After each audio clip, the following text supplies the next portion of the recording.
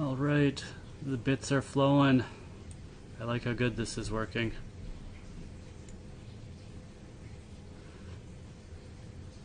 Oh, is the sound working? I like how good this is working. Alright, the sound's working. Good stuff. Alright. So yeah, I've got my little setup where the HDMI second screen from this laptop goes into this HDMI to RTMP Ethernet box, which goes into a switch that everything shares, that goes into the Raspberry Pi, which isn't hooked up to the internet, which goes into the laptop through a forwarded port rule and out to the internet. So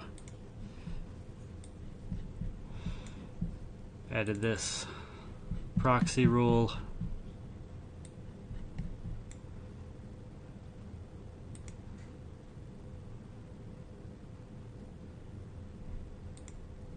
So port 1935 is open to all remote ports. And I put a little comment that's just the command to paste every time I reboot. Even though the NetSH interface list remembers the rule, it doesn't seem to take effect. So we listen on the Ethernet port and we delete that rule, and then we listen on the Ethernet port 1935, connect out to YouTube RTMP. So if we wanted to do Twitch, we'd have to listen to 1936 and connect out to 1935 on the Twitch server, etc. So we can definitely do that. Alright. So, and then for the mic, I have Windows Sound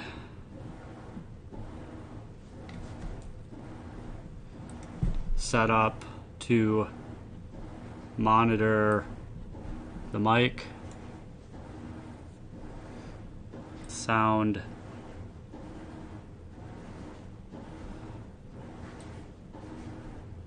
more sound settings,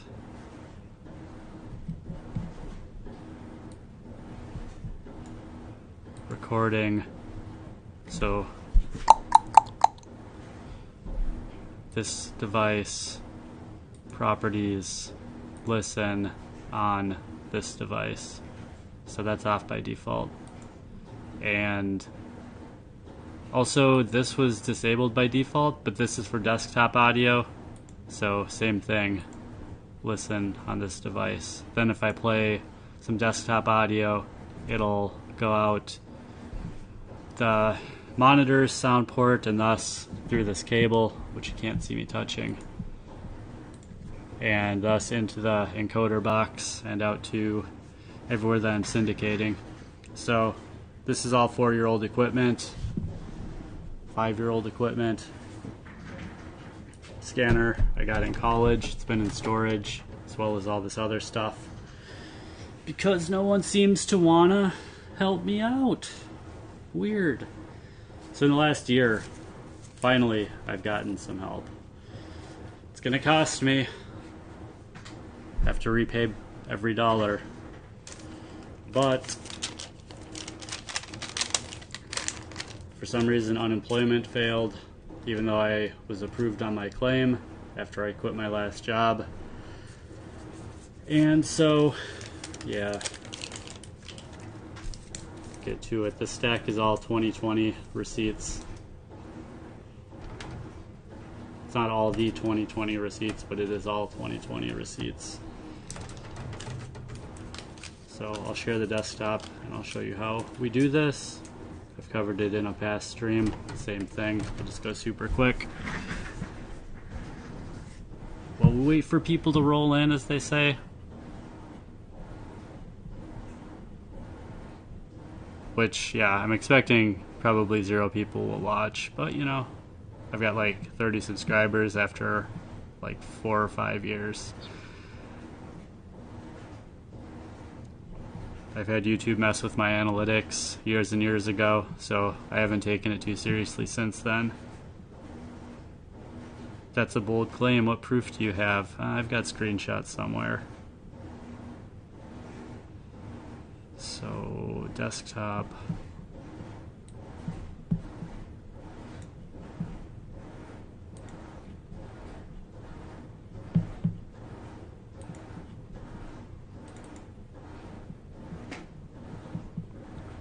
So we've got this encrypted volume. And let me just take it off screen and mute it so that you can't see my password.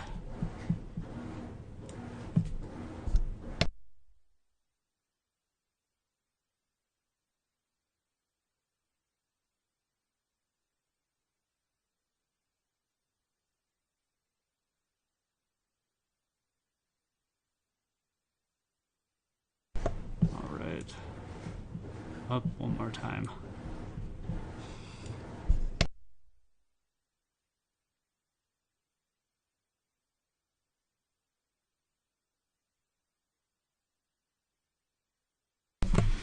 And pardon background noise, washing machine is running in the basement. So, receipts.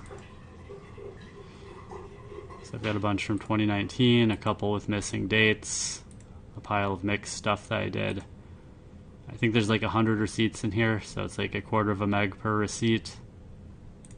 2022, I was a little bit more organized, but you know, what I'm gonna do is take an OCR script and just go every page of the PDF, chop it in half, and then feed each half into OCR.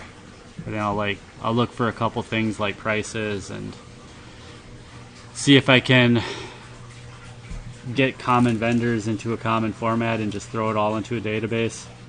Otherwise, just being able to copy and paste it all into like a little web UI would be extremely easy. So as far as web UIs,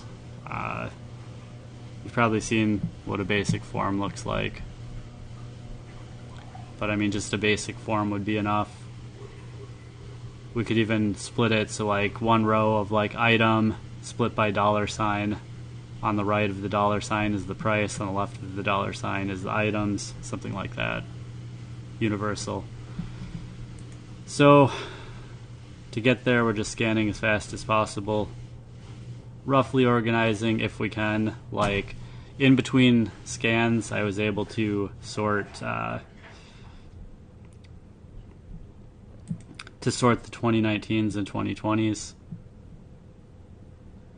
And then 2021 is all sorted by month. So I've just got to flatten those and throw them in there.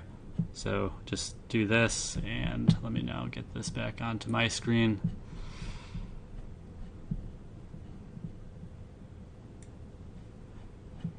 And yeah, so there's 2 receipts on here already.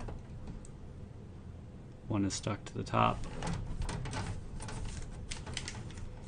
So the importance of getting them flat is just so that you can get them aligned nicely, straight, so that the OCR script can pick it up and do its job.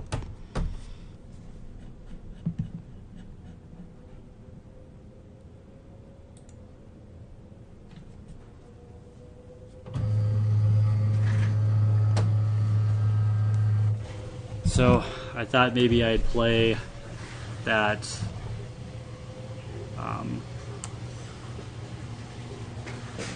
talk that I've talked about for a while about SQLite.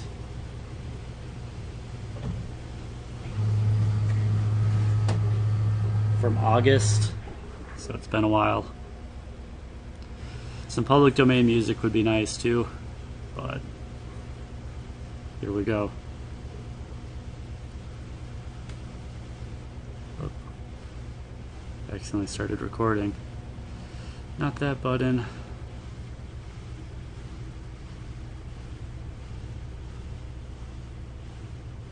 Data portability. One of the, well, basically all programming is input, output, and processing. and there's different input and output mediums, and there's different processing systems, and these things can be composed. But, and by composed, I mean you've got two processes run in series or parallel, and now they're one, and they'll behave differently depending on if they share input and output, if they have the same processing resources to compete with.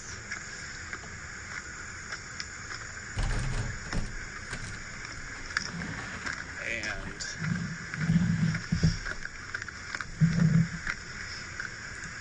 so the more of that is taken out of the picture for a developer, the better. And so usually almost nobody knows what to do with the data export. And if they do, they probably really know what to do with it. But they usually come in formats like JSON, which is some structured objects in a text file, or CSV, which actually Excel can open, unlike JSON. And what, if they do anything to make it nice or easy to work with, you feel more lucky. But then we have SQLite, which is available basically everywhere, even on Windows through Python, which it comes with as of 2022, Windows 10. And Mistake, I got it from the store. S mode locked down, you can still run Python. Import SQLite 3, which is built in. There you go. Run a little web server with an HTML front end. Talk to the Python program, which opens the SQLite database. There you go. But, basically if you want to do anything useful now, like even the Gmail export, it comes in something called an mbox file, which is a whole bunch of emails in one big file. And some email programs can open it up, but then email programs don't have, like, say you want to count your messages by day, anything. They don't have capabilities to do that, maybe unless you build an extension in, and then you open the locally imported file, and then, not only that, it'll make a copy of all the emails too. So like Gmail, you've got, say 4 gigabyte file. You've got to make another copy of that. Say you're working with the cheapest laptop ever, it's got, say, 64 gigs of storage, the same as a phone these days. But I mean, 4 plus 4 is 8. You're already looking at a pretty big chunk of the disk. That's just for a second copy. So third, fourth copy, whatever, you're shipping it to different programs. Well, it's kind of a problem. Now, and then, of course, Linux and Mac have SQLite. And actually, this is the business argument for it, which is that Library of Congress recommends SQLite or SQLite as an archival format. It's not the only one, but it's one among some. And I don't know if CSV or JSON are on there. So I mean, CSV is really good, and SQLite is kind of a glorified CSV when you really boil it down. Because you can load, it's basically, it's got some of Excel's functionality built into it as far as filtering, working with values and changing date formats, things like that.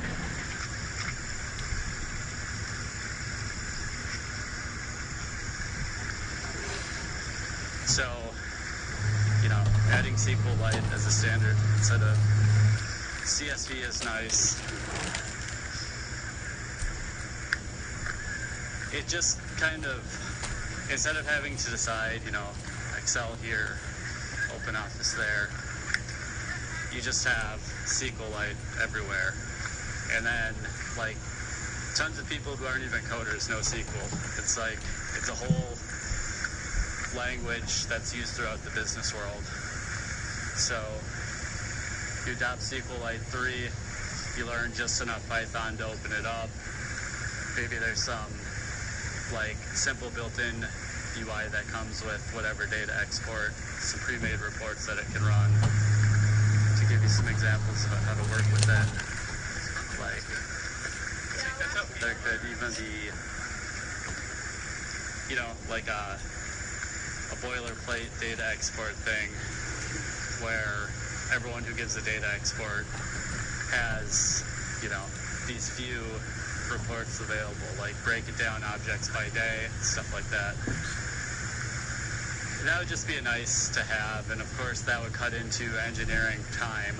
But if a company is engineering a data export solution anyway, like, they should make it so the data is useful to the end user. Should, but, you know, what's the incentive to do that? Like, what is the incentive to do that? It is kind of slim because it loses the person who gets the data export's attention. Like, say they want to keep their attention on their website, you know, they've got trackers and everything to say that they spent maximum possible time on the website. So there's more incentive to build, like, an analytics dashboard than to just provide the raw data in a useful format. But if you need to do your own reports with data, especially if you're joining data across services, you're going to need to get it all into one database, basically. So you've got some CSV files here, an Mbox file there, some JSON files there, and they all have slightly different needs. You know, you're probably going to get some streaming JSON reader, which is pretty advanced. Now you're going to either iterate it and do a bunch of counts in memory. This is straight up coding to do that. Or you're going to iterate over it, find the useful stuff, iterate over it, dump it into a SQLite database, and then run some queries on that. You know, using something like Python. Node.js is popular, but you actually can't get that on Windows S mode like you can Python. So that was actually my reason for learning Python finally, and I'm pretty happy with it. You know, without going too much into detail about me, you know, I know tons of languages, and I basically learn a new language when the input or output are made better, or the processing is made better. And I've done tons of data work, so Python is really big with data work as well. So it's nice that Windows ships with it by default, as does Mac, and Linux doesn't necessarily. I think most do, but it's not a guarantee. There's a ton of different Linux. So, like Ubuntu, I'm pretty sure it comes with Python by default. And by default, I mean without taking any extra action for the non-programmers listening. So,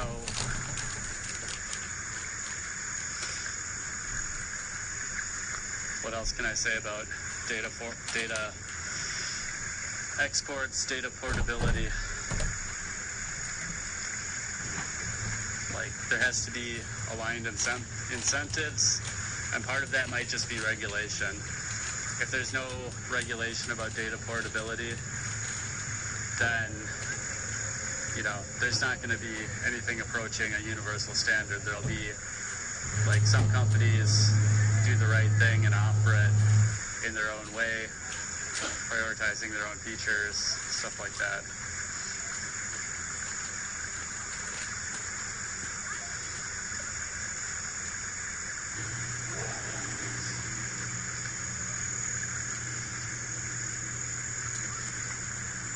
And so, like, the EU is getting,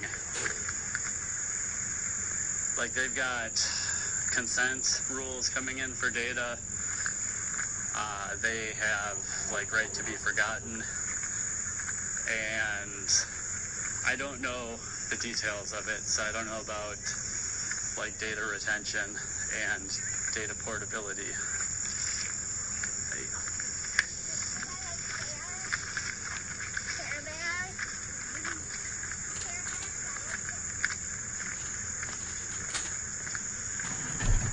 And yeah, shared space, I always got to either stop it and be in the urge, tap on the phone, or just be quiet for a pause. And I kind of, you know, if you've been listening to this series, you know, I'm in a shared space. Today it's a Monday instead of a weekend, so it's a little bit less. And it's not right at lunchtime, it's a little while after lunchtime. So it's pretty quiet. And I should be stopping, and you can probably hear all the stuff in the background. I listened to the one with the better mic the other day, using the mic again. I just have to remember to pack it up before I come in. And it's only like a $20 microphone, so I could get a second one just for this. Not bad to have a spare everything anyway, if you can. But yeah, I'm still kind of in the spot where I don't have income. And so once I have enough income to actually save and make investments, then yeah, it makes sense to do that a little bit more. But sometimes I'm crazy and I do stuff like that anyway. Like even just buying the microphone the first time is kind of like, you know, I'm isolated. Anyway, getting a little off tangent here, off topic here. On tangent, off topic. Topic of data portability, data exports and formats and processing. So yeah, basically I just think that SQLite as opposed to JSON or CSV gives you a little bit more balance as far and balance, and like it's a known set of capability above Excel or OpenOffice or whatever's going to load your JSON. Like, if you just know that you're going to get a SQLite database, in terms of like the input, output, and processing, you get more in terms of processing than the other two text options, because you don't know how those are going to process. But so, you know, the company who gives you the export can actually give you some like pre-made queries, maybe a little pre-made website, which some of them already do with just the static files, which is nice. But like the Twitter one, it comes with like tweets.json, and you actually have to, or sorry, tweets.js to load into that web UI. And so to load it as JSON, you actually have to do some special work to read the first line, because it's, you know, window dot whatever dot tweets equals this JSON object. So you've got to change it to just the start of the JSON object, and then save the file again as tweets.json instead of tweets.js. So it goes from JavaScript to JavaScript object notation, which is what JSON stands for. And yeah, so it's just like tweets are done this way. Instagram and Facebook, interestingly, are the same. You know, they've got the same parent company. But then the amount of information they expose is so limited. Like, I thought it was going to be like, what you see is what you get. Like, as far as, you know, I see the group that I'm in on the screen. It's got like who else is in it, all the messages, this and that. Doesn't have nearly that much stuff. Like the events you go to, you don't get a list of people who are there. So, I mean, some might argue, oh, that's, you know, by design. It's kind of creepy to have all that. But then someone could just go in and make a scraper that scrapes all the data out of, you know, clicks into the event view, sees who is there, and just scrapes it. Oh, well, that goes against the terms of service. If they do that, they're stepping outside of blah, blah, blah. Like, you know, stuff like that. But anyway, yeah, so SQLite it seems more, opaque, being a binary format in JSON or CSV, but then every platform has it, and SQL is a language not, that's learned far and wide outside of just programmers. And let's see, and then just, as far as how universal SQLite is, I mean, a lot of the Apple iOS apps actually use it internally, and I'm gonna guess it's used far and wide internally on Android and other platforms, but I can't say for sure because I haven't looked firsthand. Like, I've looked at the iOS data, and it's all SQLite files as far as I've seen. And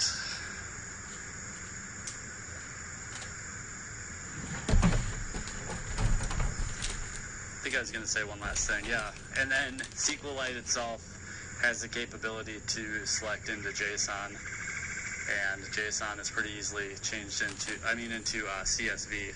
SQLite can query into CSV, and then CSV itself is easy enough to change into JSON. And I think if you're really crafty, you can query JSON straight out of SQLite, but these CSV to JSON, and you're going to be a programmer if you're working with JSON, so you're going to be able to figure out CSV to JSON, whereas CSV is going to go straight into Excel or OpenOffice. And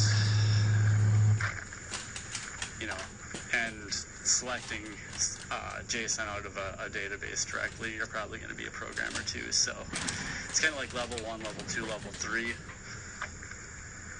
SQLite seems like it should be the hardest, but I think it's actually the easiest.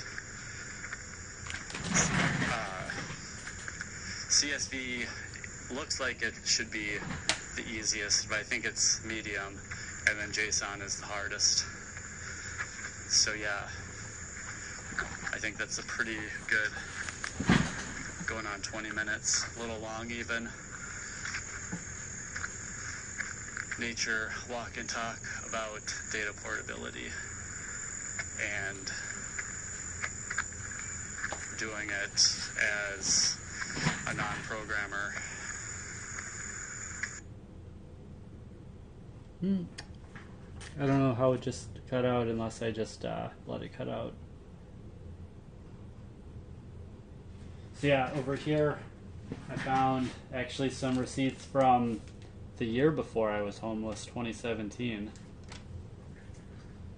And they're reasonably flat already. That's cool. I'm just putting them into my various piles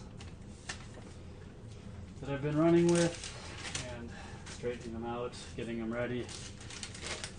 This will be a fun data set. Pre-homeless and post-homeless. Lots of long grocery receipts too. So it'll be good to compare that to these guys. And I'm vegan now, but I was vegetarian. Oh, how do you know a vegan? They talk about it. I'm just saying, it's going to be an interesting comparison. In fact, 2017 is the year that I turned vegetarian. Or was it? Yeah, 2017. I haven't been looking at the dates on there. Just the folder said 2017. What's the date on here? Oh, 5/27/2018. Okay, so there's 2018. I was wondering where the heck are all the 2018 receipts. So I went homeless 6/1. So 5/27 is literally 3 days before I was homeless. I spent $66.45. I got probably cashew milk, $4, bananas, $2, green grapes, $10. Holy cow, two pounds for $10. That was the best freaking market ever. Bakery bread, $3. So I don't even really eat bread anymore. I don't drink cashew milk anymore. Oh, Forge or cashew milk. So I don't know what. Oh, so I just bought cashews. I still eat cashew nuts sometimes. LaCroix passion fruit, 79 cents. Various apples, $1.88. Add the store discount, I think, membership, because it's a co-op, $139 off. Oh no, I actually bought the red card for $40. So actually it was $26.38. And $10 of that was grapes. And then I also got the red card.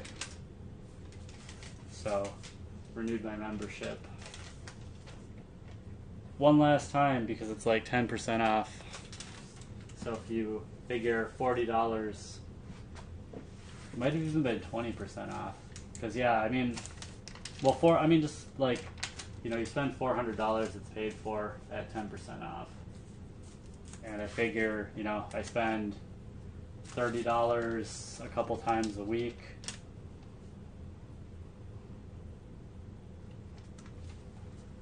Anyway, slowing down, so I figured I can, so in data processing, what I'm doing is, or like in terms of what a processor is doing, I'm pipelining. So I've got some of my chip doing some operations, and then while those are running, I've got some other operations going in another part of the chip. And I know ahead of time what the operations are. So now, third operation, change laundry to dryer. And fourth operation, reschedule. I'll start another talk for you guys. I've got probably like, I don't know, 20 on here.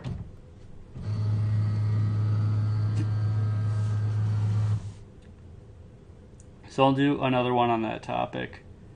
Personal analytics and clean shoes. Personal analytics and clean shoes. So, personal analytics is something that apparently has been a thing and predicted to be trending upward since at least like 2012, when Stephen Wolfram, the author of A New Kind of Science, the guy behind Mathematica and Wolfram Alpha,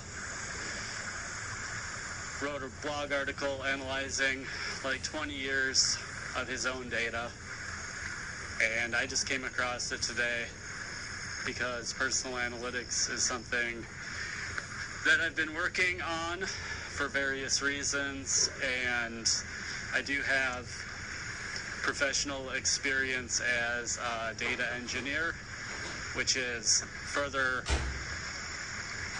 in the pipeline than an analyst. An analyst decides what to analyze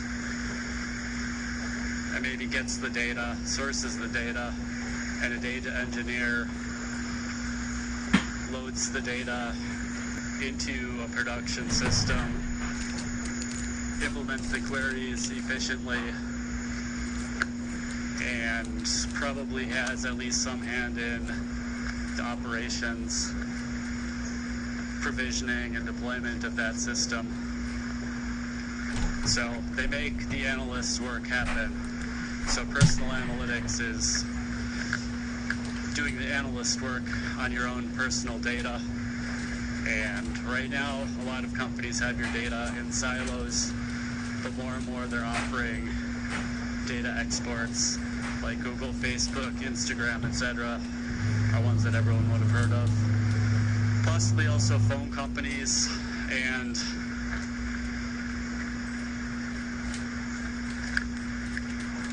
you know, the sky's the limit. I mean, your cable company could tell you exactly what channels you watched and when in a big report, and that'd be great. I did a talk similar a few back where I talked about telling a story with data and proving that you're not a crappy person. So maybe that's a little bit of a leak about what my personal analytics are about. But yeah, That's actually the one I wanted to play. Doing a little research today and found that article. And he keeps a lot of data that I wouldn't have thought of. So that's cool. But what can a data engineer bring to personal analytics? Well, one unique angle is being homeless. I have extremely constrained computing ability, both in terms of, well, most importantly in terms of available electricity, next importantly, resources to get hardware and cloud services, resources like money, and also social resources like feedback mechanisms. Like when I still had a career in network, I could email people out an essay or something, and at least one or two would respond to something like a proofreading request, and they'd send me feedback, and then just casually we'd hang out and talk about the state of things, exchange ideas, etc., you know, over dinner, whatever. So personal analytics and dirty shoes, or keeping your shoes clean. So since becoming homeless, consistency has been a major problem, and not because I'm a drunk or a drug addict or, you know, an abusive narcissist who's finally lost all his social connections,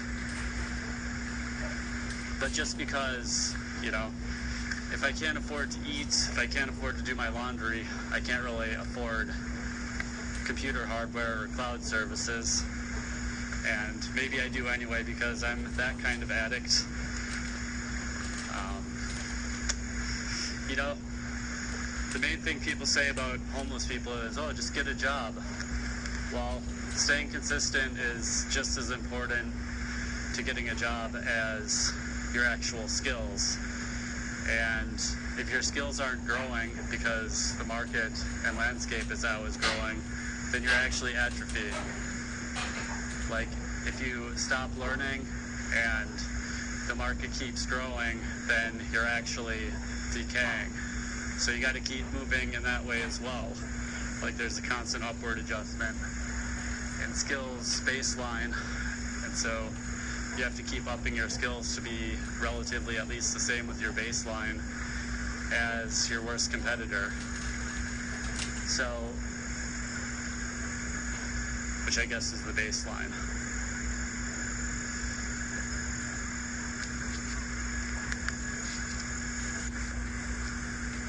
So yeah, relative to staying with the baseline in terms of not just skills, but your actual presentation, which is important not just to in-person workplaces, but Zoom as well. How's your camera quality? How's your sound quality? Is your connection breaking up? You know, is it limited bandwidth, so it's degrading your quality? Do you have enough power to run this quality gear? You know, is your lighting good? Do you have dedicated lighting? Do you have power for that? Do you have a space that cancels out natural lighting that's too much? If you don't, it's an anomaly and people notice. And two anomalies make 2 points on a trend line that are below the baseline and people notice. So this is quantifying elements of a story. And to my delight, at the end of the article from Stephen Wolfram about his personal analytics, he says, you know, it's going to trend upwards, and one of the uses is actually going to be finding stories in the data, which is, you know, literally what I'm doing. I mean, my life has been so chaotic that I need to be able to look at the data and see the anomalies. You know, the first thing you talked about was like this big anomaly in the graph, which was 2002, which is where he released the book that he'd been working on. And, you know, he could qualitatively go back and connect that figure out what that anomaly was. And he said, what about other features of the graph? And he could go back and look at some of his data and be reminded and qualitatively say, yes, this is what that feature of the graph is. And so, I'm literally doing the exact same thing. So, lacking a network to validate me, I can at least find published literature. It's great that it's from somebody so authoritative on the subject as well. And it's also great that it's a decade old. So,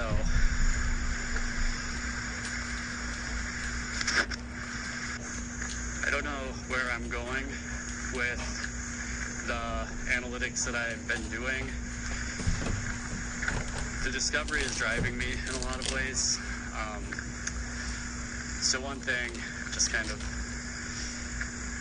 also connected, is there's all these people walking on the path. There's people at some distance behind me, which is kind of like keeps me moving at a certain rate. There's people coming ahead, and a lot of times I meet people right at a fork where there's a split in the path where you can take a higher or a lower trail. And that's kind of day to day. I get to the end of analyzing one set of data, and I might go back and do the same set of data on different dimensions, and kind of trace back and take a different path away from it.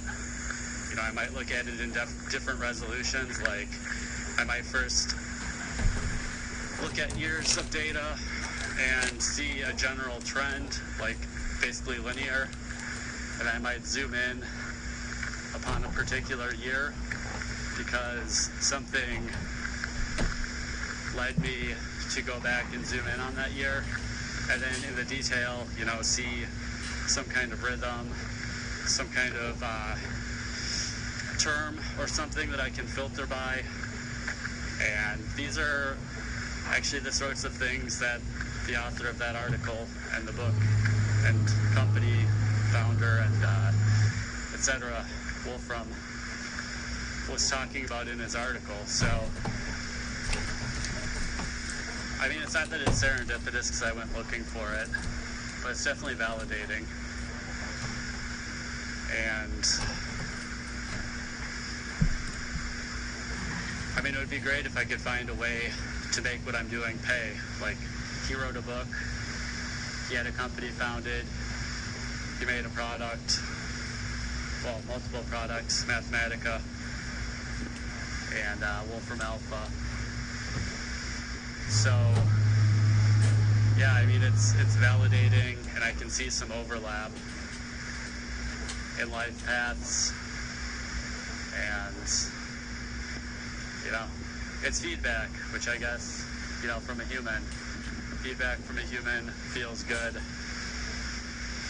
whether it's positive or negative. The dirty shoes aspect, it's basically like I can find a probability distribution for whether people will treat me in a less thanning way for having dirty shoes. I did an illustration before I became homeless called Homeless ID, and I don't have the software to open it, but I'd like to export it again. But, basically just pointed at some indicators on a person, like, is their belt worn down? Are their jeans faded? Are their shoes dirty? Do they have a scruffy beard? Do they need a haircut? It's like, it becomes a feature vector, and if too many of these features are too low, then the probability that someone is homeless is almost 1. There are some features that are much more heavily weighted than others, like, if it looks like they're otherwise clean, but they've got, worn out clothes and scruffy face, and they seem to have the right mannerisms in a place for people of that, they look like they're way too low of a socioeconomic class on a lot of features, but on some features, like the social features, if they seem to be doing the right things and, despite their appearance not making people look more than twice. You know, maybe people will take a second look to make sure that they're cool, but they're not staring. They don't keep looking every 2 minutes, you know, to make sure that they're not about to get robbed, etc. Like, that's how I am with being homeless. Like, I go to a lot of wealthy places, and I fit there. You know, intellectually I'm wealthy. I just don't have the money, you know. So it's like I'm not too different than an early company founder, except I'm probably even more poor because I don't have any investors. I don't have a network with people like, you know, give me their old pants that are, you know, for example, there's this, I don't know if it's real or not, but it's a screenshot of an email of HR, like the head of HR emailing an employee talking about the condition of their car in the parking lot and how it concerns them that, you know, if their economic situation is not good, you know, they know their level of pay, so if their economic situation is still not such that they can afford a better looking or newer car, then, you know, it may indicate that they're likely to commit fraud or that they don't have the personal financial wherewithal to handle the position that they're in that comes with financial responsibility. So yeah, basically, you know, HR will say that having a car that's in not good enough condition in the parking lot is a risk. And so similar with the shoes, like, it looks like a risk. It's an anomaly on people's, you know, second to second analytics. Like, we're constantly running analytics in our head on people without knowing it. We just don't have, you know, the perfect bit for bit recall that a computer has. You know, we've got a more fuzzy based system, and negative experiences are far weightier than positive experiences as well. And that includes, you know, simulated experiences from watching TV or reading books or the newspaper, etc. So, yeah, having bit-for-bit level personal analytics is really valuable in some ways, because in a way, doing analysis on things and finding truths that contradict what media tells us keeps us more based in reality. Then, you know, makes us less susceptible to programming, which, you know, mainstream media and their shareholders, people who have incentive from, you know, that system selling things based on fear, etc., are not going to like empowered people. And I won't get into that here, but, you know, there's a group of people who kind of know the stereotype of, you know, the dulled down masses and how that, you know, helps rulers stay in power and whatnot. So, yeah, the last couple have been pretty long. I guess 16 minutes is already pretty long. So we'll stop this talk here, and maybe we'll have more ideas to go deeper into some topics later. So, thanks for listening.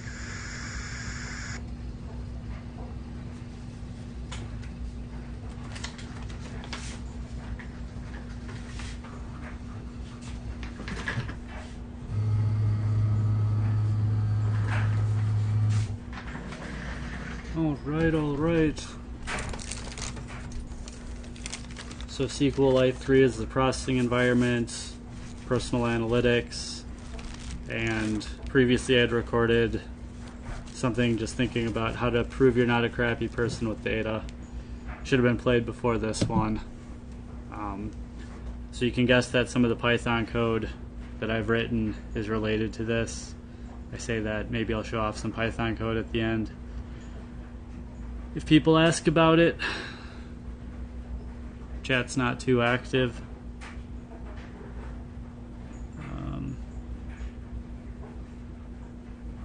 What's needed to prove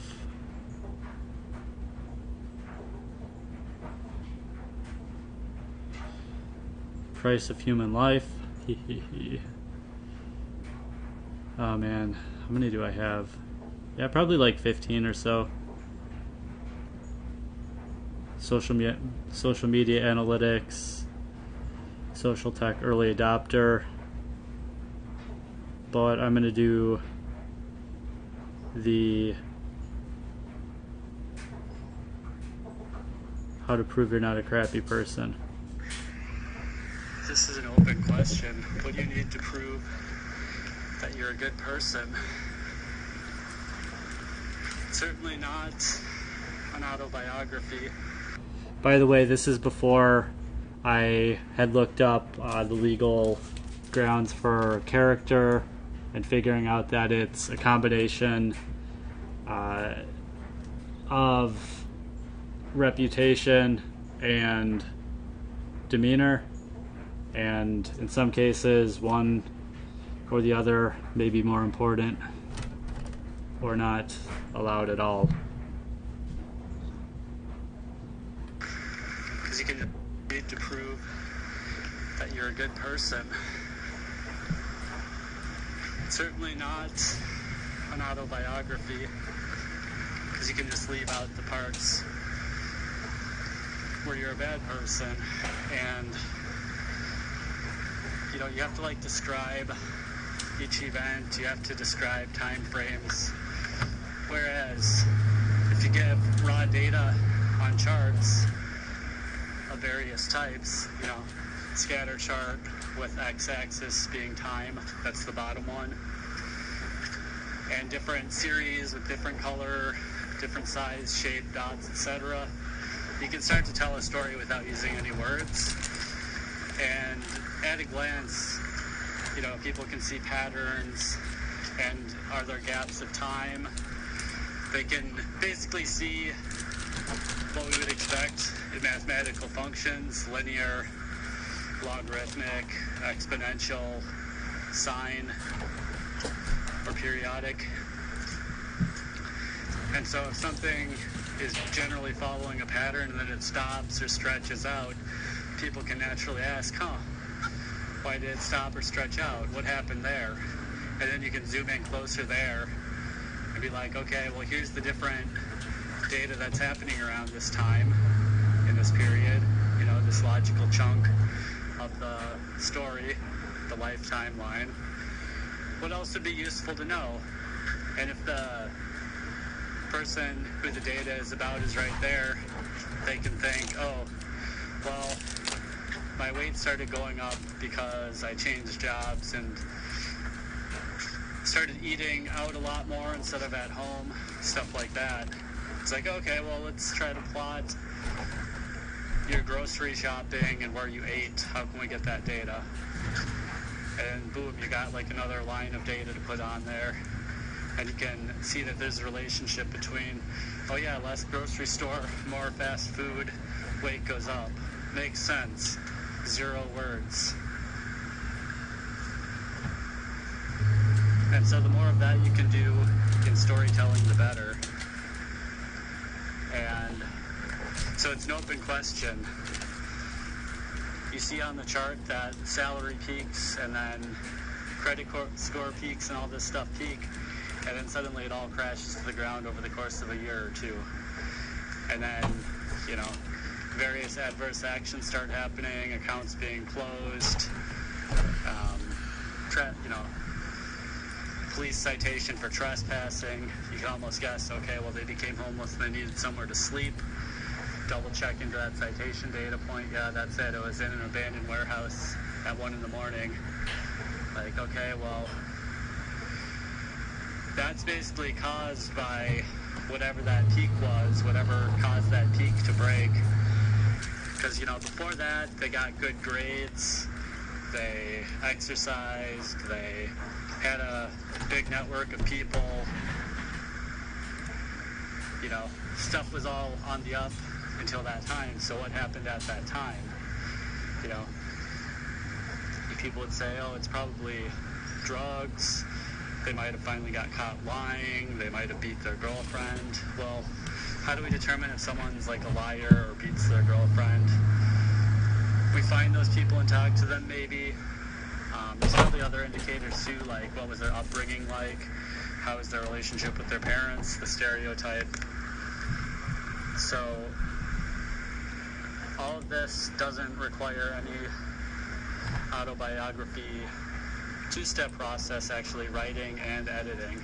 Usually you write, you just dump a bunch of stuff out, everything that you want to include, and then editors suggest, either you have a professional editor who's someone outside of yourself, if you can maybe mentally make those charts and plots, maybe even using some of their own tools, draw out that same kind of timeline, like extract the data from the writing, and then figure out, like, well, we need like one more event between this 7.5-year gap just to kind of like create a trend or whatever.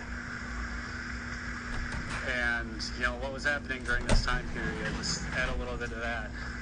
And so maybe do another iteration of writing into that, and then the editor, goes back and does their stuff. It's kind of like when you're coding, if you look at something for too long, you just have to like put it down and go for a walk, maybe even take a long weekend, etc. I know bosses are yelling, going crazy about that in a bad way. But yeah, so editors will suggest, if you're editing your own work, you do the writing in one step, you stick it in a drawer for 3, 6, whatever months, and then you come back to it with fresh eyes, read it as though you're a different person, which, in a real way you are if your life is interesting, or you've been writing some other work, which means going deep, researching on something completely different. You come back to something you wrote 6 months ago to do the editing process now. Now you reread it, you use your editor's tools, maybe you make that chart, etc., etc. So that's, verbal storytelling, not quite oral, but written. And then there's data storytelling, which sort of removes that whole layer of language and just lets people see it visually. And I'll just wrap it up with this. So yeah, there's something that was kind of controversial lately called mass formation psychosis. And that's where, the news channels are all like repeating the same thing, different anchors, but they're all saying like exactly the same sentences to people, basically programming them. And, some might argue, well, people are naturally bad and they need to be programmed, leaving that aside. A way to break programming is to, rather than use words, you give them visuals, so like charts to show relationships between things rather than, verbally trying to convince them of a relationship, set the whole context. Hey, puppy. You let them see the chart themselves, and they can visually maybe estimate the context that they need. They can concretely ask for the context that they need. And also, it's a lot faster, it's like a split second to see a chart and get an idea, maybe like 10 to 60 seconds to really understand the chart, and 10 minutes if you want to have dreams about it. And so it takes a lot longer than that to read like 1,000 words about something which you need to explain. A picture is worth 1,000 words. A chart is a picture in a sense. So I haven't thought about this or connected this idea before, but roughly you can do a lot more with the chart, so you can break people's programming a lot quicker. And I think the dialogue is a lot easier for most people to have as well if they're looking at a story in terms of data. And so the question is still, how does somebody prove that they're not a terrible person? They may have a boss who makes a claim that they're a terrible person, so even discrediting the boss doesn't quite discredit the claim, because maybe the boss is a good person and they just messed up. Maybe they had some trauma programming that caused them to see something wrong, shut down their sense of love and curiosity, and just go straight into judge, jury, executioner, persecution, triggered, get that guy out of my face. And so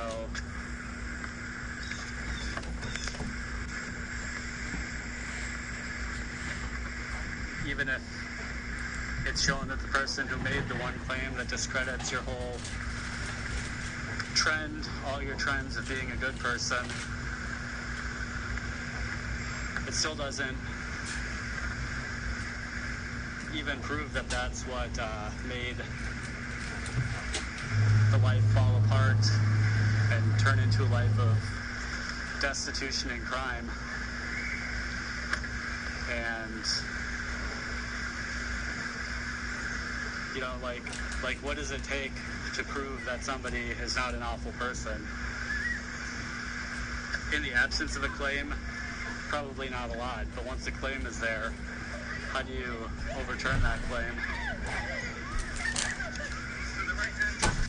So while there may not even be a way to do it, doing it with data is at very least the most efficient. Someone else's. And using the most efficient way is the way that gets you to the greatest chance of being able to prove it. Like, if you spend time writing an autobiography, it's going to take so long to write and edit, versus if you just start getting in data and visualizing it, then at very least you have some chance of coming up with a convincing set of trends, data sets that can be put together to say, like, look, has empathy, had empathy before, had empathy after,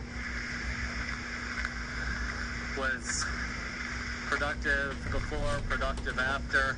Well, there's a window of a year around it where you could have been a drug addict or something like that. So you have to go ahead and close that window.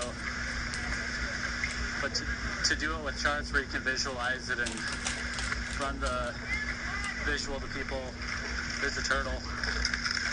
See it? Careful, baby turtle. I think it's a painted. You want to take a picture? No, that's okay. And also, pardon discontinuity, it's a little baby turtle. So, I mean, once you know that you're under observation, you can change your behavior too. So it's like, you can't go back in time and change your behavior there. You know you're being watched now, so then it just becomes like a waiting game, and the trend needs to stay stable or upward to show that you're not faking it. But like, maybe you were faking it and then it becomes a habit, so someone needs to come in and stress you out and see if you go back to it. And what's the default behavior for going back to things after stress, stuff like that. But it's like at this point you're doing science with your life, and depending, you're in the situation where your life has been destroyed and you're looking for what did it, who done it.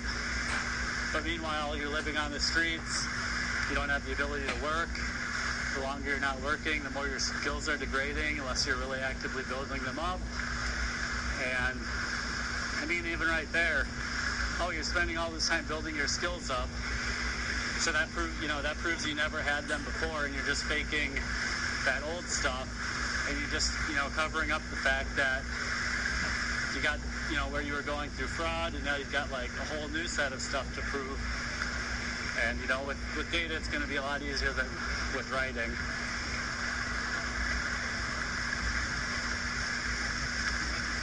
And so keep adding more data. And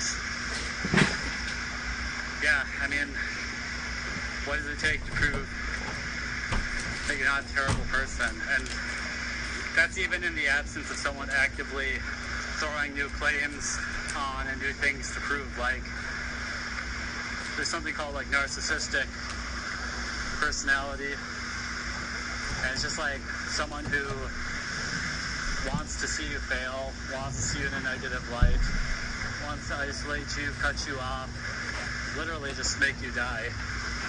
And so it's never going to be sufficient for them. So in the absence of somebody actively throwing on new claims, what does it take? And what does it take with somebody throwing on new claims as well? Meanwhile, you're living on the streets, unemployable, so you gotta like get all this data, put it together, update your argument, think deeply about it while you're living on the streets and unemployable.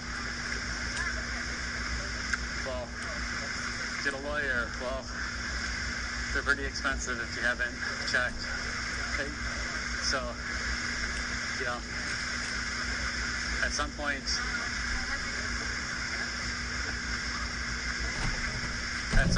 you know, maybe that's the threshold of criminal. Like,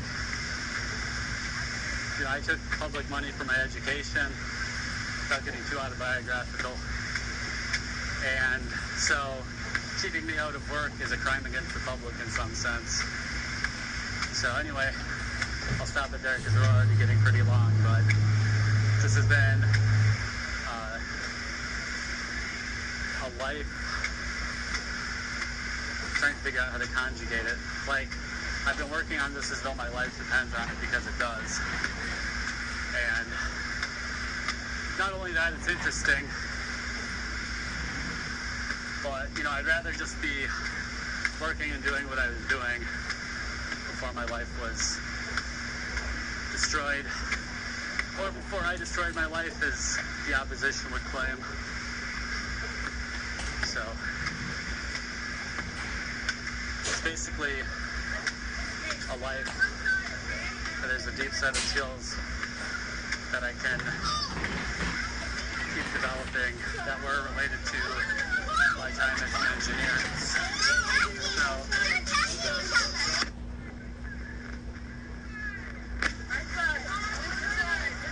So yeah, one could argue that I was never actually an engineer before. I'm just developing these skills now. It's like, okay, how do I disprove that? Well, not by telling a story, writing an autobiography, but just making it increasingly improbable through data, which is a whole word and idea that I could get way more into, but yeah, we're already running really long here. So,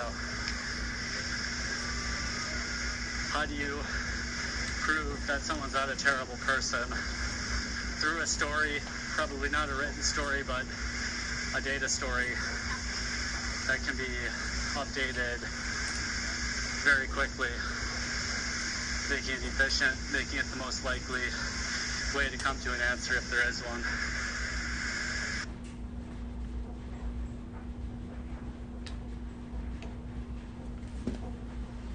All right, a few talks about data. Showed my live streaming setup. You get to see me look at receipts. And indeed, stories indeed. This one's all the way from 2015. Wild times, indeed. Pi Day, 314. So I don't have everything back to 2015, but I'm surprised how much 2017 I have, how much 2018 I have. I've got a bunch of plane tickets. I didn't even think about that.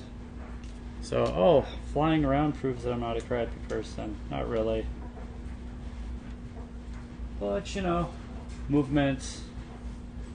Sunglass hut? Yeah, baby.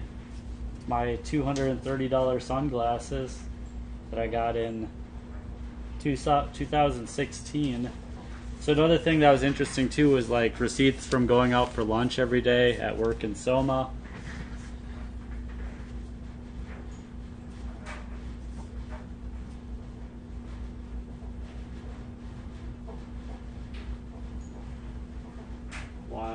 Wild times. Car rentals.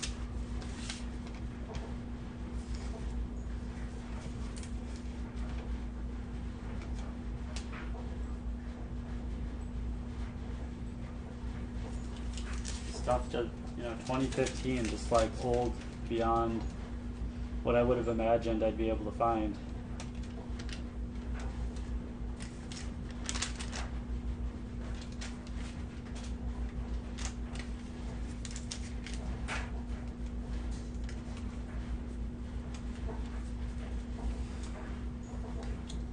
Oof, my mattress that I bought in 2013. So I guess I just kept important receipts then.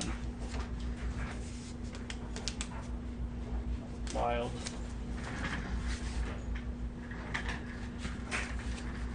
Ended up losing that mattress when I lost my apartment. Well, I gave up my apartment. But,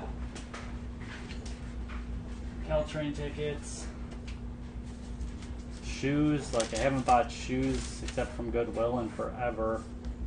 I found like my vest and my nice pants that I got in like 2016.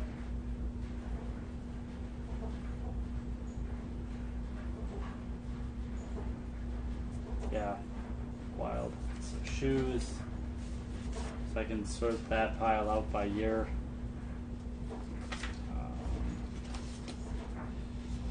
Contact lenses.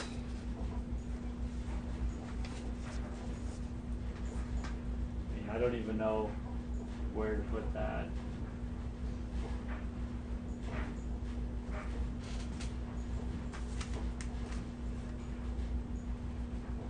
Sweet green. I think how many times did I even eat there?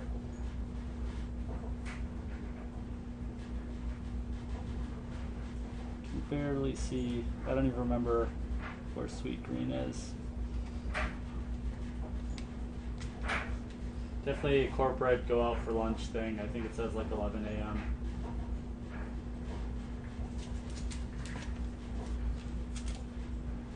Faded to blank. I always wonder if there's like some way to get the super faded ones come out.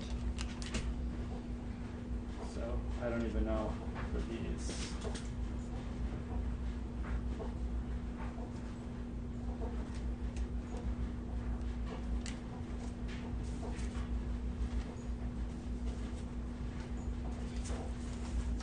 Fun times, fun times.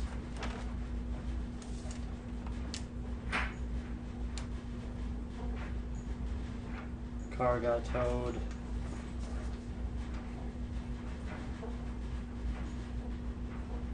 $950.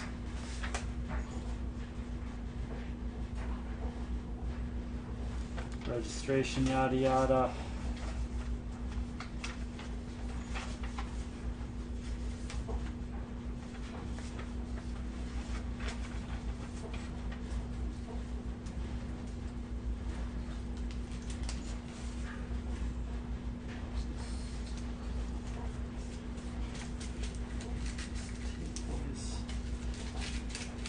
Transaction records. That's going to be a really fun one because I could plot my bank balance over time.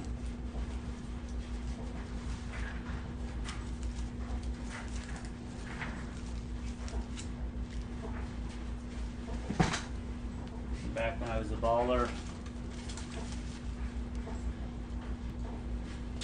till now, and then just some product that I liked. And I think this is actually pretty recent. Urban Remedy. And I think I just ate that in like 2020. Richmond, California. Contains cashew, so I was already vegan. I mean, I just ate that for whatever reason.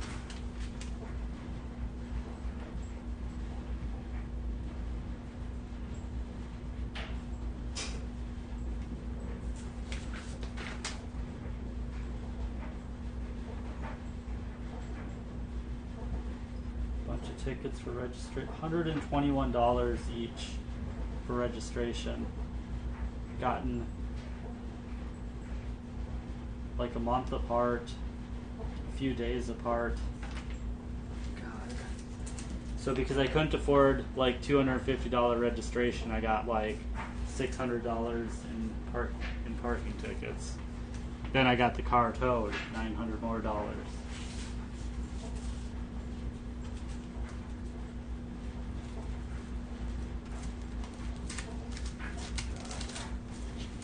Just like makes me cringe right now. Like one thing at a time. Like, how did I not have money to register my car?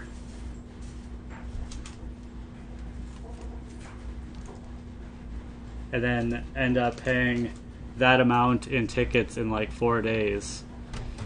And finally, someone gave me money.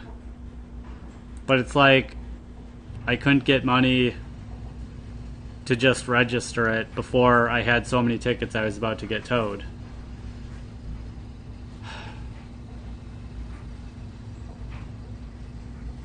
So yeah, I definitely had some, you know, someone was definitely helping me out then. I know someone wants to take credit for helping me, but you know, they leave you until you're about to die, and then they're like, "Oh, okay." I'm being really pessimistic now. But yeah, people basically wait until you're about to die, and then they come in and want to rescue you. They can't just help you out the first time you ask.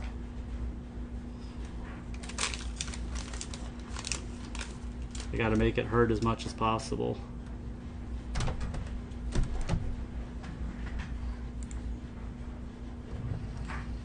That'll make you get a job. God, now this is all before, you know, I even had any concept that I could possibly become homeless. Well, if you're acting that irresponsible, see, it's just like, blame me. Okay. Should have got rid of your car then, blah, blah, blah. Like, good thing I had the car to live in, but then if I had gotten rid of the car, would I have saved a bunch of money?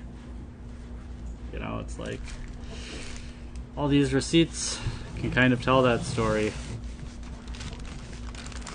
Because I don't even remember. That's like a different universe to me. Like, I can't even imagine being housed except for the fact that I go through these and I'm like, oh yeah, oh yeah, oh yeah.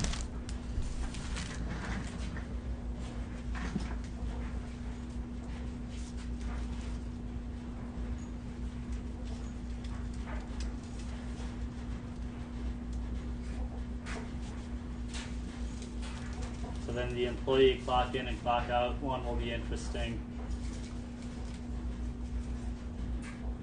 Oh, man, I should. It's definitely a tangent to do the bank. The transaction record ones.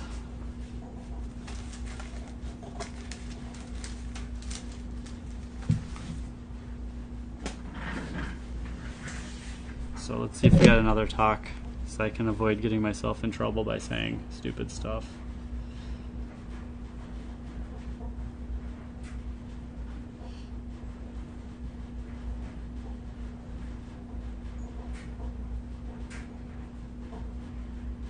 "100 days of dev as opposed to 100 days of code." So this one's about 100 plus days of not code, but development in general. Activities beyond coding, like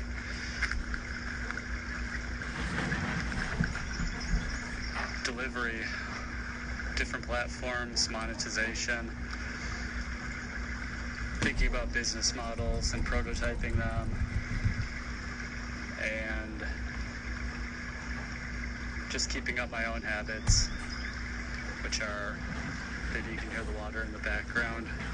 Going for walks is part of the development process, but there's never been a day where I haven't been on the computer.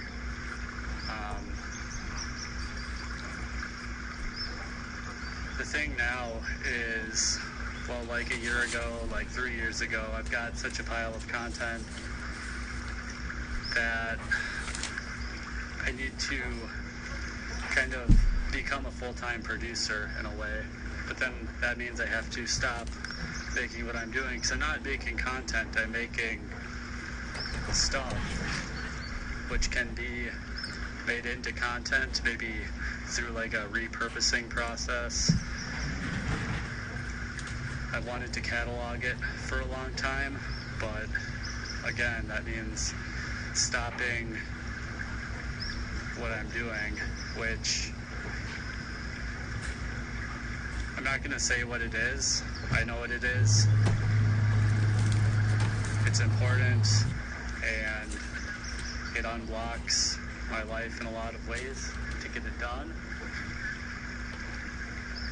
And it's valuable skills learning how to do it. But making content out of my code is not a priority. Although I see the value in it, and what I'm doing relies on all of the code that I write, which can be made into content. And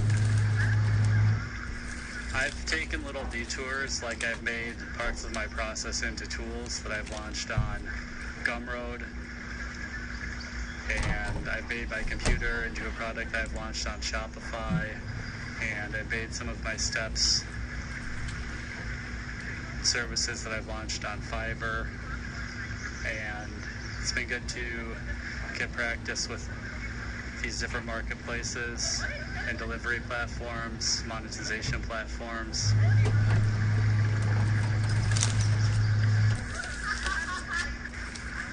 So yeah, even as far as developing a hired ticket offering, which is a school, which is where a person works with me for up to 6 months, or on average of 6 months, to get employed in tech, which is something that I don't expect to sell many of until things are already rolling.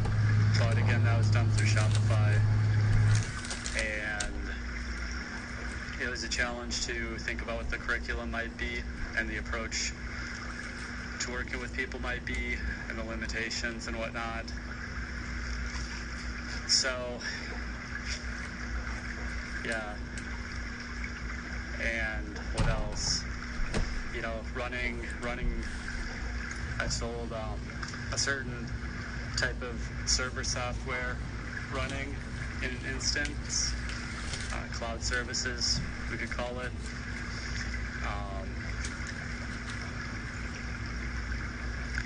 So yeah, I've done all this stuff in 100 days of dev. And yeah, I've been basically holding to all my habits, which includes, going out for walks and eating. I've been interrupted a couple times, so I forget if I said that in this or the previous one. That was about 3 minutes before I deleted it. And yeah, reviewing is a big thing that needs to get added to my agenda, my schedule, my calendar, along with content production, which again, I don't remember if I said that in this or the previous recording, but it's not my focus, producing content. I don't want to be a content creator, so-called. It's more like something where I would hire someone similar to a dev rel to produce the stuff that I do into content, repurpose it. Because yeah, I know what I'm doing and pushing forward with it, and it's something that needs to get done. So, and it doesn't need to be clean code or anything. It's really just about what the code is doing. So, and then once I do it for myself and have the result, then I can possibly sell it as a service. And again, just, keep rolling chunks of it into scripts for sale, these different mediums that I found that can be used to monetize bits and pieces. And it goes along with what the founder of MicroAcquire said, I believe, which is start a services company, start an agency, start a SaaS, sell the agency, sell the SaaS, do whatever you want, something like that. So, yeah, basically it means make a SaaS to support the agency. So in a sense, once I get my own results, I can start an agency that offers this niche service and then create little SaaSes and products to support the agency. And then even if the agency sells, I still have those SaaSes and products. So yeah, it's like getting all the experience doing all the steps around not just the development process, but basically like a SaaS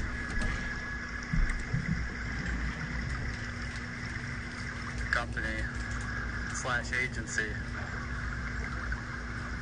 Although the agency part is skimped because I'm not doing the sales necessarily.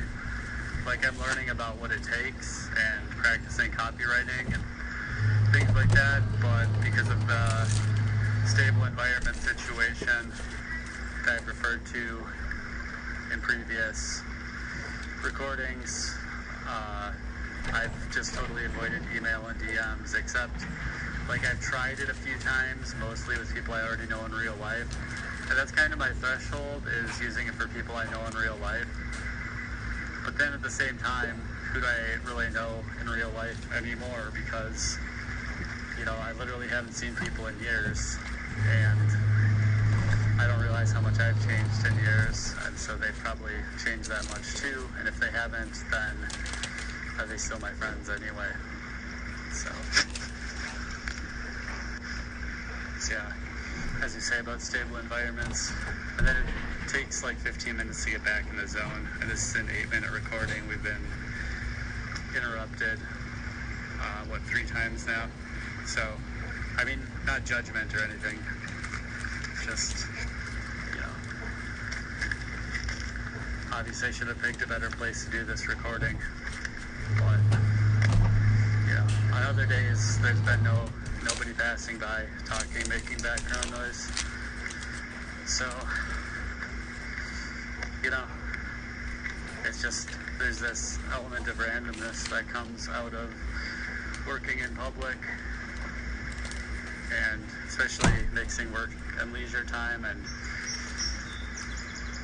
hey Birdie. Well, like when you live in public, like you always have to be doing something. You can't just stop and set up and nap somewhere. It's like your whole day has to be full of stuff, and so you're stuck. It might as well be full of work. You know, you got to go to recreation places like parks, but you still got to work. So you're kind of that obnoxious digital nomad, which actually really bothered me. It still really bothered me, but I'm stuck on the street. It's not a choice for me. So yes, I could, you know, be called a hypocrite, but I'm not actually a hypocrite because it's not by choice.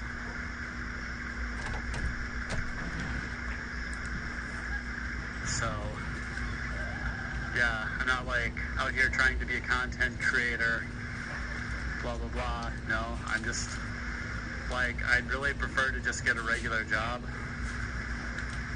And I've worked my entire life for that, and I've had that, and I've done very well in that. But, you know, when powerful people don't want you around, it's not even all of them, it's just one particular one, but then there's the whole reference check process and blah blah blah. I know I've harped on that so much in so many recordings. It feels tired and repetitive and tangential, but unless you've been through this, like, you don't see, it's like standing at the bottom of the Great Wall of China and you've got to get around it. So for me, it's like every day I'm walking around looking for ways around the wall. And so to everybody else, they're like, man, I'm sick of hearing about this wall. And I'm just like, well, my life is trying to figure out how to get around this wall. So it's just gonna keep coming up.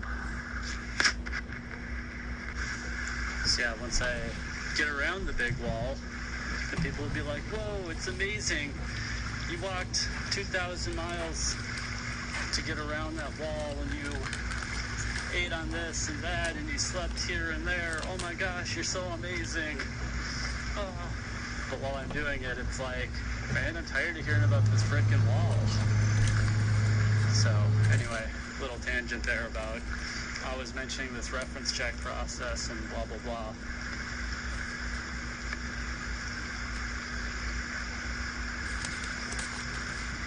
So yeah, I mean that's basically it. Like, I've got to eat somehow, I've got to sleep somewhere. I've been homeless for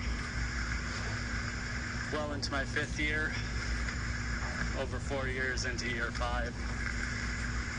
And I said I'm just gonna give up and become a drug addict at the end of the 5th year, because, you know, maybe it's just Dunning-Kruger and I'm just overestimating myself, and on the street is just where I belong. Like,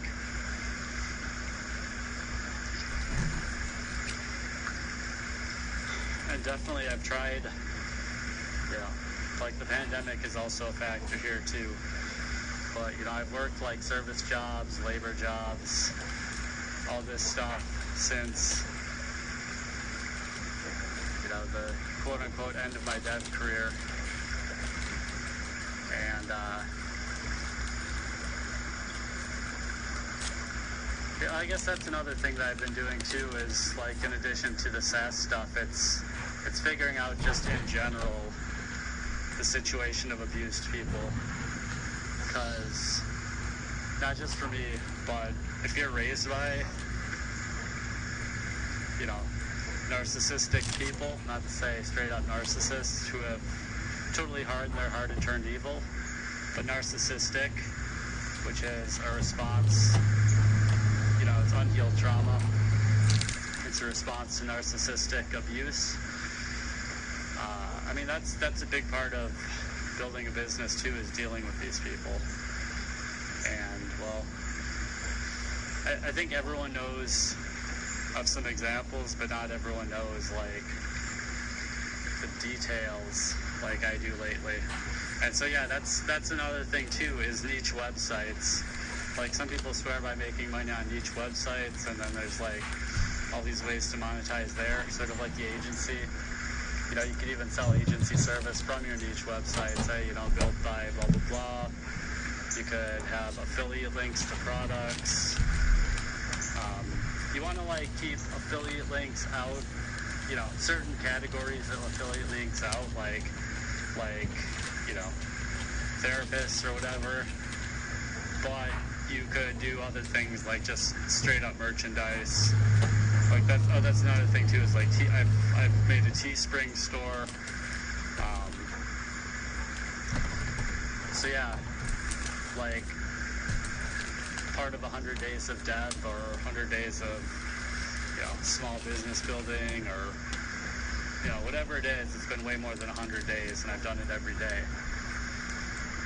But yeah, so like building a content website and actually thinking about like the ethics of how to monetize it. So I guess we're getting a little long here, so I'll wrap it up. But yeah, basically I talked about like what I've been doing, kind of inspired by 100 Days of Code, watching myself and what I do, thinking about my big offering, which is how I can teach it to other people, thinking about my smaller offerings, which are bits and pieces of what I'm doing in my own personal mission that uses dev stuff. You know, acknowledging that, you know, I've got a ton of content, and people might expect, since I'm posting on social media, that I'm a content creator. But no, I'm just a professional who's stuck on this big, long journey, trying to get myself out of it.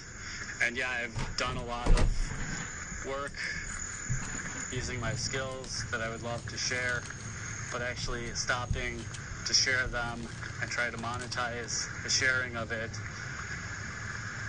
you know, it's not that interesting to me, because like that job is so much marketing, and I'm not trying to market, and I know marketing is the piece of everything, but it's just like, it's not my focus to be a content creator and produce all this content, although it is valuable. I don't think it's the most valuable thing. Like, I'd rather just make like a regular business using the parts that I build, and then, you know, once that's going, then the content can be marketing material and lead generation and whatnot for that. So yeah, 100 plus days of development related stuff, indie software developer related stuff. All right. So, is this developer activity?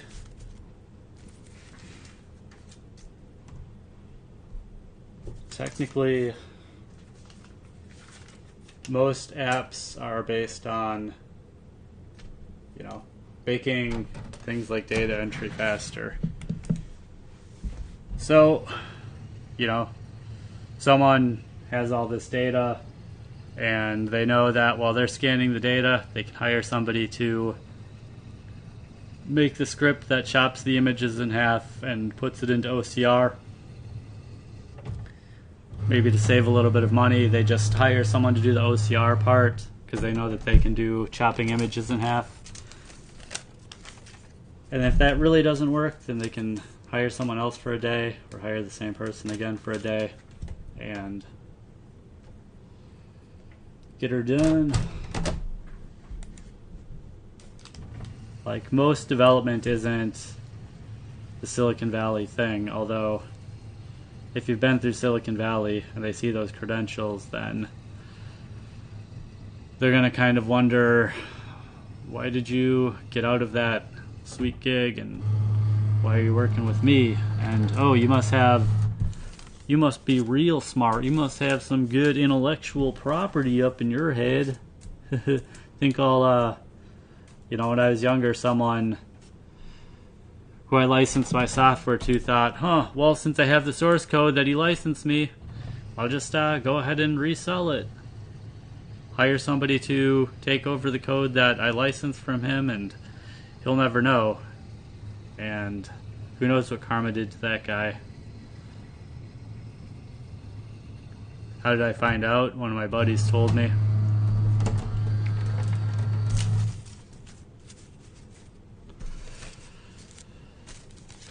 Good Lord, hours and hours of just scanning and sorting, scanning and sorting. I mean, really, if I would have like buckled down,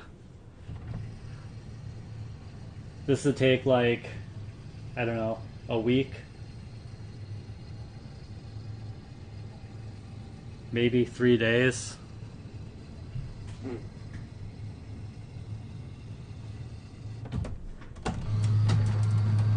But now I know how to price a job like this.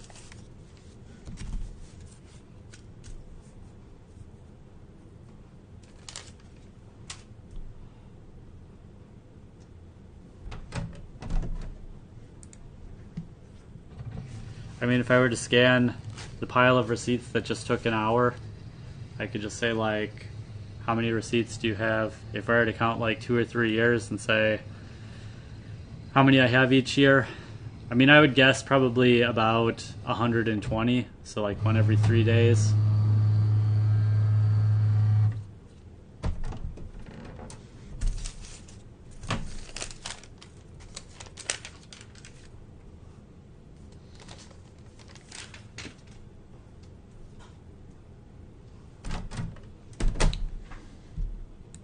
So yeah, there was 2 hours of laundry. So when I lived in the city, I would just sit in my car while I did laundry, meaning this is how long I would sit in the car. And I definitely didn't have room to do this, and I didn't have the batteries to do this. Like, I didn't get the battery until my last, might have been year, but it might have just been a few months. Time has just been a blur, you guys.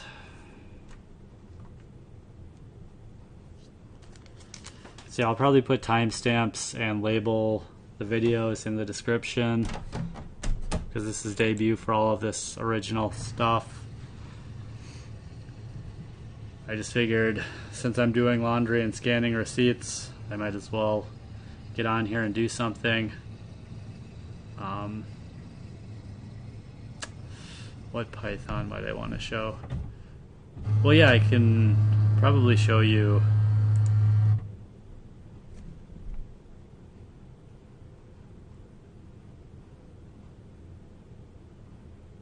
roughly what I'm doing a little bit.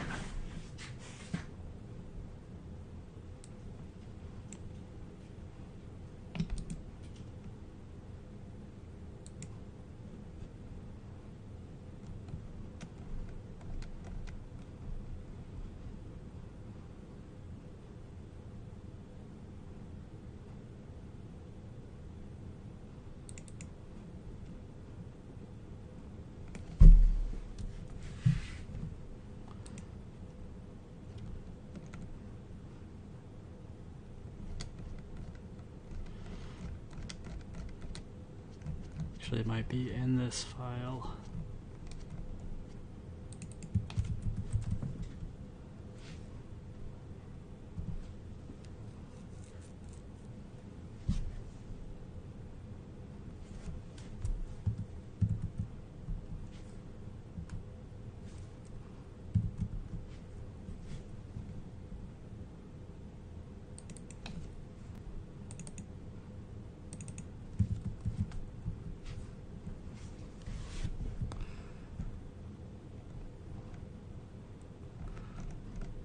So yeah.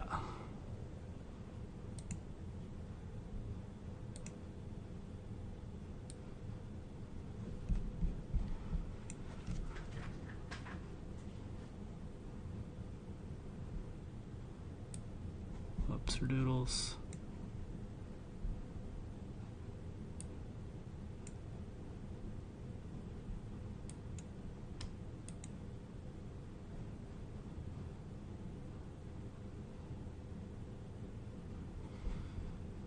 I've never closed that before. Where is it?